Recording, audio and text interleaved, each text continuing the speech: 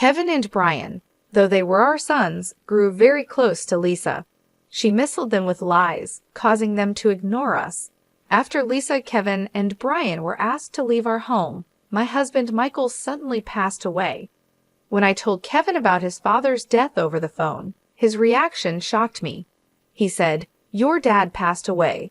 You handle the funeral, Mom. I don't want to see the face of someone who kicked us out. We're having a great time here, so don't bother us. Just tell the relatives we can't come because of work or something." I was speechless. A week after the funeral, I got a letter from Michael addressed to me. He wrote, "Please read this without our sons knowing." As I read, I was filled with emotion. Lisa had caused so much trouble in our family, and Kevin and Brian didn't even come to their father's funeral. I couldn't let it end this way. My name is Olivia. I'm 56 years old, a housewife, and I also work full-time. I met Michael at a party for new employees at our related companies. I'm not much of a drinker, but I couldn't turn down the drinks I was offered and ended up feeling very sick. I was sitting in a corner, looking for a chance to leave when Michael noticed me. He started talking to me and even arranged a taxi for me. Later, I took a day off to thank him at his office. He was surprised to see me, but pleased. "Coming all this way just to say thanks. You're really thoughtful." We became friends, started dating, and eventually got married. We both longed for a warm family life. Michael had a tough upbringing, and I lost my parents when I was young. We believed we could be happy together, but living with each other brought unexpected challenges, mostly because of Michael's sister, Lisa. Before the wedding, I tried to meet her, but she was too busy. Our first meeting was at the wedding. Michael's parents had passed away, so it was a simple ceremony with just friends and relatives. Lisa drew attention in many ways. She wore a pure white dress that was quite revealing and had heavy makeup, like a stage actress, and wore lots of perfume. I tried not to show how upset I was, but Lisa either noticed or just didn't like me from the start. She didn't say hello and made fun of me. She said to Michael, "Couldn't you find someone better at your workplace? Having such a plain sister-in-law is embarrassing. But maybe she suits you, Mr. Super Serious." Michael looked like he wanted to argue, but a fight on our wedding day seemed like a bad sign. I said, "I'm fine, let's go get ready." I forced a smile and led Michael away. That was our awful first impression, but I didn't worry too much, thinking we would only see Lisa at family gatherings now and then. However, things changed dramatically. Soon after a short marriage, Lisa moved in with us because of her husband's cheating. She said, "My ex left, and I want to move out too. Our parents sold their place when I got married, so I can't go back to my parents' house. Can I stay at Michael's place for a while?" Michael was clearly annoyed and said, "Why don't you rent an apartment? You got plenty of alimony, right? Just let me stay until I find a nice place. I want to take my time, not settle for a rundown house." But in the end, Lisa just showed up with her stuff and moved in without asking. The main issue was Lisa didn't seem to realize we were taking care of her. She acted like it was her own house, which was very stressful for Michael and me. Lisa would go out every night, sleep until the afternoon, and then spend the day lounging on the living room sofa, playing with her phone or just watching TV. This was her routine until she went out again after dinner. Sometimes I took a day off and stayed home, so I saw this was what she did every day. When I came home tired in the evening after working all day, Lisa would ask in a complaining tone, "Hey, is dinner ready yet? How long until it's done?" I would say, "In about 50 minutes." She would reply, "That long? Hurry up, will you?" She also made rude comments about my cleaning, saying things like, "You're not very good at this," or "You're cutting corners." I share the cleaning duties with Michael. He's tired too. Lisa told me, as a wife, you should be doing all the household chores. I didn't want to complain to Michael about Lisa because I didn't want to ruin their relationship as siblings. But he noticed that I was becoming unhappy. When Michael asked me about it, and I told him about Lisa's behavior, he got really angry. He told Lisa, "Don't overstep your boundaries. You're just a guest here." But Lisa just shrugged and said, "I'm just stating the obvious," and refused to help pay for household expenses. She said, "I'm still in shock from my husband's cheating. How can I work in this state? And you want to charge me? I can afford to pay for clothes and go out drinking." Lisa's attitude made both Michael and I very upset. My dream of a happy married life was turning into a nightmare because of her. Michael and I wanted to have kids soon, but it seemed like the stress over Lisa was getting in the way. We were even thinking about getting medical checks when I found out I was pregnant in our 6 years of marriage. We were so happy and cried tears of joy. Michael saw this as a chance to suggest Lisa move out. He told her, "We're going to need more space when the baby comes. Maybe it's time you move to your own place." Then Lisa asked me what I planned to do about work. I said I planned to return to work after a year of parental leave. She offered, "Well, I can look after the baby, but we plan to use daycare." I checked around and found out that all the daycares, even the unlicensed ones, had long waiting lists. A few months later, as my belly began to show, Lisa said confidently, "I'll take care of the baby until you get a daycare spot. I owe you, and I'll do it for free. It'll be tough on your finances if you quit your job." After discussing it, Michael and I reluctantly agreed to let Lisa help. I was very worried, but to my surprise, Lisa took excellent care of our newborn Kevin. She learned about childcare online, prepared his meals, and even took him to parks and community centers. She was so dedicated to Kevin, and it showed in how much he adored her. Even when our second son, Brian, was born 3 years later, Lisa's care didn't change. With Michael and me busy at work, we were thankful for her help with the kids. But as the boys grew older, they started to avoid us more. When we suggested going to the amusement park or having a barbecue for Brian's birthday, they would say, "Lisa already took us to a fancy place," or "We're going with Lisa to a high-end sushi restaurant." It was hard for Michael and me to see how excited they were about spending time with Lisa. Even after Kevin and Brian started elementary school, they preferred being with Lisa, even on weekends. They barely talked to us and acted like we weren't important, spending all their time playing games or going out with her. Things got even worse as Kevin got older. He openly showed he didn't like us, ignored us, and even made rude noises when we tried to talk to him. Once, when I told him not to eat while playing on his phone, he snapped at me, "Shut up, old lady." I was shocked to hear him say, "It would have been great if Lisa was our mom. She gives us money and takes us places."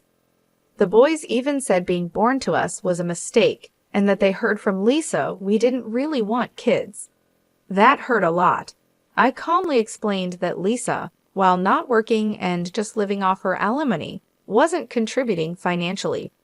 Kevin dreamily said that Lisa's lifestyle was something to aspire to and added, "But she raised us right. Complaining about her seems weird." They even questioned if we wanted kids at all, believing Lisa's claim that we had them just out of obligation, which was not true. Michael and I always wanted kids, and Lisa had only offered to help until we found daycare. I was very upset and couldn't believe what Kevin was saying to me. He smirked when he saw how upset I was and said, "You guys are always so annoying, telling us to do homework and that we play too many games. Lisa says it's fine not to do homework and even stays up playing games with us until morning." I snapped back, "Lisa isn't responsible for your future. Your dad and I tell you these things because we care about you, even if it means you might hate us." "Yeah, right. You're just jealous because we're close to Lisa. How dumb. Maybe you shouldn't have let her take care of us." I felt like crying. When I looked up, I saw Michael at the doorway, his fists shaking. He asked, "Who do you think you're talking to?" "Oh, hey, Dad. Working late again today? Must be tough with such a small salary." The boys laughed mockingly, leaving Michael speechless. "Finally, you talk to us, and it's just to mock your parents," Michael shouted. "Stop being so loud," Lisa called out as she came downstairs to the kitchen, looking annoyed. "Getting worked up over what kids say is so immature." "It's because you spoil them that they're like this," Michael yelled. "I've had enough. Get out now." "What? I've been nice to my nephews, and this is the thanks I get. If you're going to stay, then pay your way," Michael said. Lisa puffed up her cheeks and finally agreed. "Fine, I'll leave. Happy now?" "Lisa, you're really leaving?" "No way." But Lisa quickly went to her room, packed her things in a suitcase, and came down to the entrance. "I've put my clothes in boxes.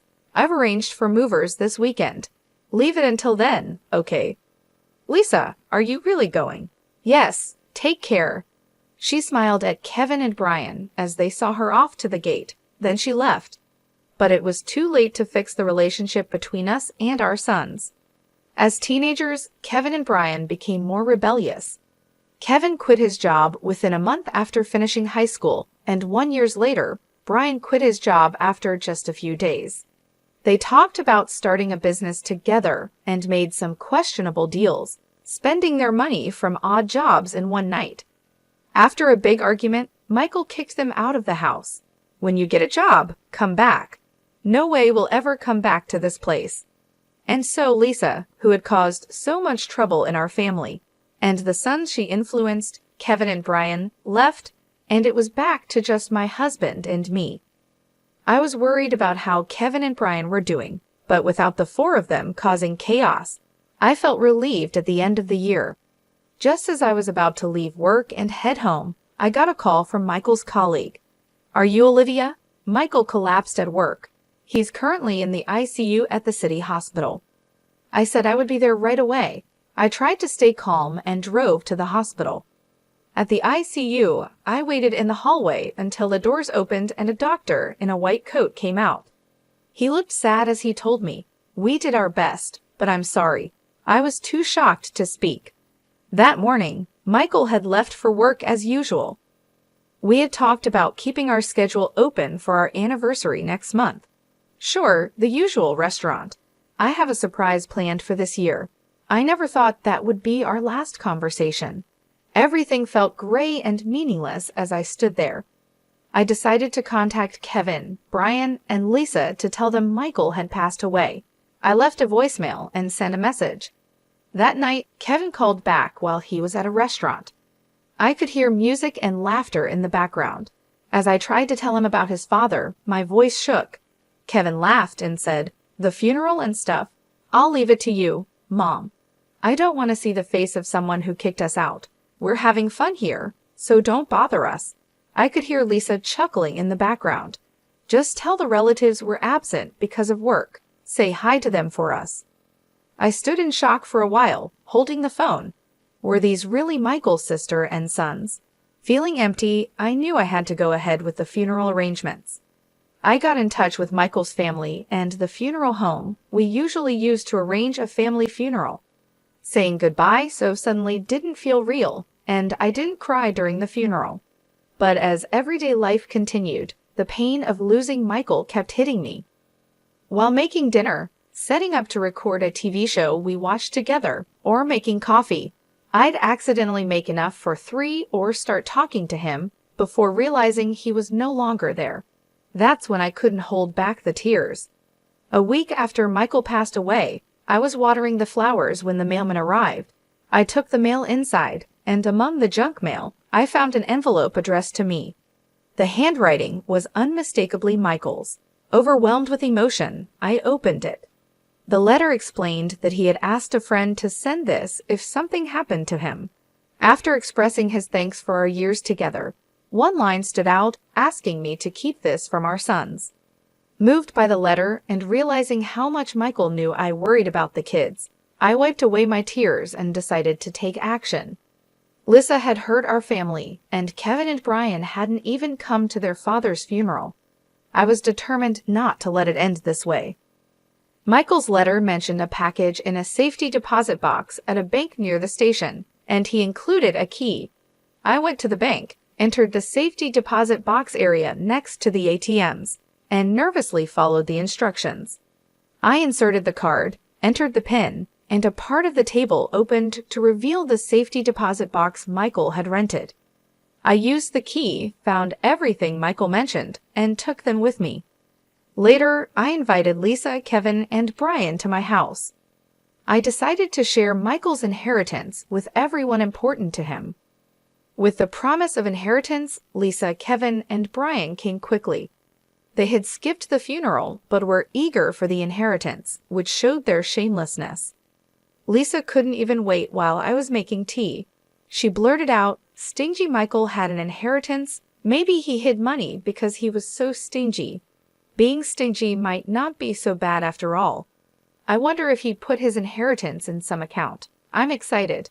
Then she looked at me and smiled. "You did the right thing telling your sister-in-law."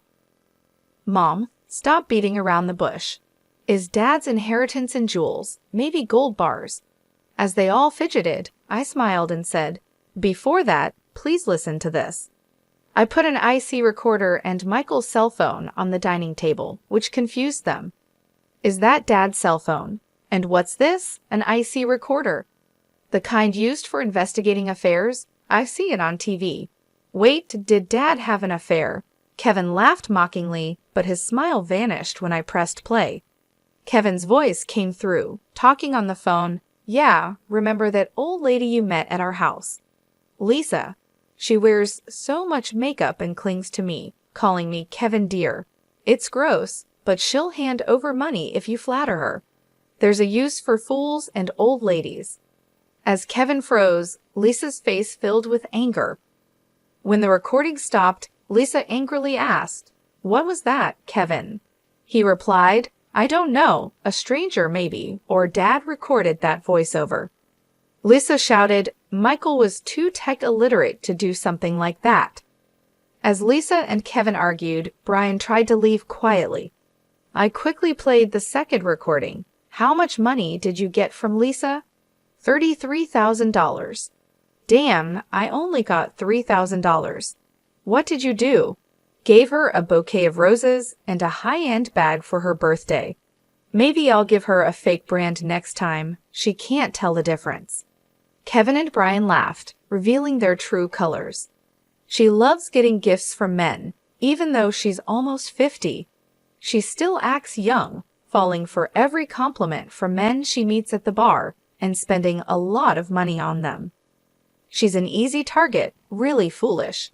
The brothers didn't hold back in their ridicule, even mocking her blonde hair and her unrealistic dream of marrying a young Korean pop star, which they found creepy. Amidst Kevin and Brian's laughter, the recording suddenly stopped. Brian, with a forced smile, defensively muttered, "Man, when did Dad record this? And to show it to Mom after he's gone, that's just mean. Pretending to be a good guy, but those are the ones you can't trust." Even now, they continued to insult Michael, which made me very angry. Before I could speak, Lisa yelled at them, "You dare mock people? Who do you think raised you since you were kids? Don't mess with me." "See, that's what's so annoying about you, always acting like we owe you," they replied. Kevin and Brian's laughter made Lisa's ears turn red with anger. "Now it's your turn, Lisa. Having a favorite bar to go to. That's quite nice, isn't it?" As I reached for the IC recorder, Lisa's face tensed up. Without hesitation, I pressed play. First, lively music and clinking glasses. Then Lisa's high-pitched voice came through. "That's right. I've had my nephews wrapped around my finger since they were little, fill their heads with all sorts of nonsense about their parents. Kids are easy to manipulate." "Oh, Lisa, you're so clever," praised the man. Proudly, Lisa responded, "I'm single. I need them to take care of me in my old age. Look at my nephew, handsome, right?" "True, they look like models or pop stars," the man replied, growing more talkative. "I dream of my nephews feeding me, taking me on amusement park dates, even changing my diapers in the future." "Oh wow, going into a facility? No way, if I'm going to be looked after, it's by handsome men only. Can't wait." I stopped the playback and looked at Lisa. With Kevin and Brian's intense gaze upon her, she turned away. So both my brother and his wife had nasty hobbies, recording things secretly. You were gallivanting around so much, I heard from relatives and got curious. After all, the alimony from your ex-husband should have run out after 24 years, yet you remained unemployed. So I hired a private investigator to look into your background. I explained what had been recorded. Lisa, you really are quite a character. No, not funny at all. Creepy, really. What do you think of us? As the brothers cringed and hugged themselves, Lisa's eyes narrowed in anger.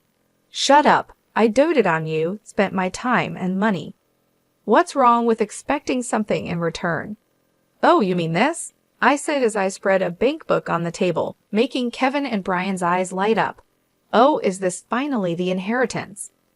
Well, sort of, I said suggestively, glancing at Lisa, who looked nervous and sweaty, her eyes darting around as if looking for a way to escape.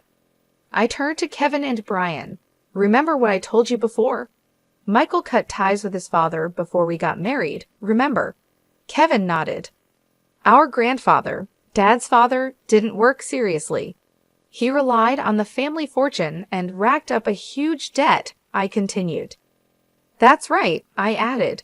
Michael's mother worked herself to death paying off those debts, right, Lisa? Yes, Lisa nodded. So the inheritance Michael received from wealthy relatives, he kept it a secret and deposited it in an account for you four. We never heard about this. If there was money, why didn't he tell us, they asked. He planned to proceed with the inheritance once you started working seriously. But before that, someone used it without permission, I explained. Kevin and Brian turned to look at Lisa. No way, they said. Yes, I continued. Lisa had been taking Michael's bank book and seal without permission during his lifetime and withdrawing money. Kevin and Brian looked at the bank book, which now showed $300,000 down to $20 in 2 years. Hey, what did you spend it on? They demanded. Well, this guy convinced me there was a great investment opportunity. I thought I could double it and pay it back. I just borrowed it, that's all, Lisa tried to explain as she squirmed under their gaze. Kevin and Brian exploded in anger. Don't joke, that was supposed to be our money. Just $300,000 and you're making a fuss? Considering the effort I put into raising you, you should be giving it to me for free, Lisa shot back defiantly. This made Kevin and Brian even angrier, their veins popping on their foreheads, looking ready to confront her. But that wasn't all about Lisa. I sighed and spread Kevin and Brian's bank books on the table. You both started working right after high school, so the college funds were left untouched. I was going to give it to you once you started working seriously, but this too was meddled with. Seeing only a few pennies left in their accounts, Kevin tore at his hair in frustration, and Brian almost cried. Damn it, woman, what you're doing is criminal. Yeah, we'll sue you, they threatened. Don't be silly, it's called family theft and doesn't count as a crime when done by a relative, Lisa replied, crossing her arms and legs and laughing annoyingly. I'll pay it back someday, maybe in the next life. You could be charged for it. That's why I called the police earlier, I said. At my words, Lisa's eyes widened in shock. Huh? Indeed, relatives living together can't be charged for crimes, which is why Michael kicked you out, planning to report you. Dumbfounded, Lisa asked in disbelief, You betrayed your husband's sister. Well, yes, that's what happened, I confirmed. Really unbelievable, after all I've done for you. How ungrateful, Lisa complained. Who's ungrateful here? I yelled back, silencing the room. I glared straight at Lisa, unleashing my fury. Because of you, our family is a mess. It's beyond repair. What are you going to do about it? Overreacting much, Lisa shrugged. I should have never trusted you and kicked you out sooner, I said. Then Lisa turned to Kevin and Brian, spreading a sinister smile across her face. I wanted to be a mom, huh? Since I couldn't become one, I thought I'd take your mom away from you too, out of spite. Kevin and Brian looked terrified. Are you okay in the head? Just stay away from me for good. That's a problem. I came today to borrow money from you, Lisa smirked. We're family, so we should help each other in times of need, right? Yeah, right, Mom. Suddenly, Kevin and Brian, who had been furious moments ago, put on a smile. Actually, we're broke too. Got fired for talking back at work for taking a little unscheduled break. They're so arrogant, Brian and Kevin complained bitterly. I felt a headache coming on. Getting fired is what you deserve, huh? Why?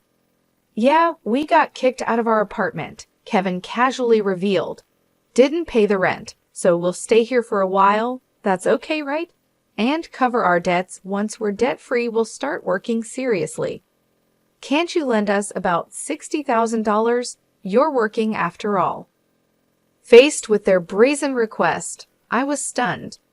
I felt a surge of anger. Don't mess around. I have nothing to lend to sons who skipped their father's funeral. I refused strongly, but they kept asking. Please, Mom, if you keep this up, I'll report you to the police too. Don't ever set foot in this house again. Just then, a police car siren stopped in front of the house. Lisa, trying to escape in a panic, ran into the police officers at the front door and was quietly taken away. Damn, are we going to get arrested too? Let's just get out of here for now, Kevin and Brian said. They glanced at me, standing firm, gave up on asking for money, and left. Kevin and Brian, realizing that the money Lisa had given them came from Michael and their own savings, seemed to have finally lost all affection for Lisa. I don't want to end up like them, they said, seemingly deciding to work seriously, but their laziness didn't disappear overnight. They kept calling me. Mom, I'm being pressed for payments at the bar. Can you lend me some money? I blew it all on horse racing. Can you lend me about $200,000? I got so annoyed that I blocked their contact information. Later, they tried to ask other relatives for money, but were shunned and denounced as heartless for not attending their father's funeral, leading to estrangement. Eventually, pursued by debt collectors for borrowing from shady sources, Kevin and Brian woke up and started working seriously. However, they had racked up so much debt that they were banned from the nightclubs and bars where they were regulars. Now shunned even at their favorite drinking spots, they complained, "We've lost all the fun in our lives." Lisa, being a first offender, paid a fine and was released quickly. However, the incident led to her being dumped by her boyfriend. Moreover, after repaying the embezzled money from Michael's, Kevin's, and Brian's accounts, she ended up with a huge debt. Lisa now works from early morning till late at night, looking exhausted. What I kept secret from Lisa and my sons was that Michael had left another item in the safe, a large pink diamond necklace, a prestigious heirloom passed down from his mother. As mentioned in his letter, it was intended as a gift for our 34th wedding anniversary next year. Fearing it might be found and sold by Lisa or my sons, Michael had kept it in the safe. When appraised, it was valued at $360,000, to my astonishment. I wouldn't sell it. It's a treasured gift from Michael. Although I hoped for a warm family, things didn't go as planned with my sons, and I lost my husband too. But Michael's memory is still alive in my heart. Moving forward, I want to live strong and cherish the memories of Michael.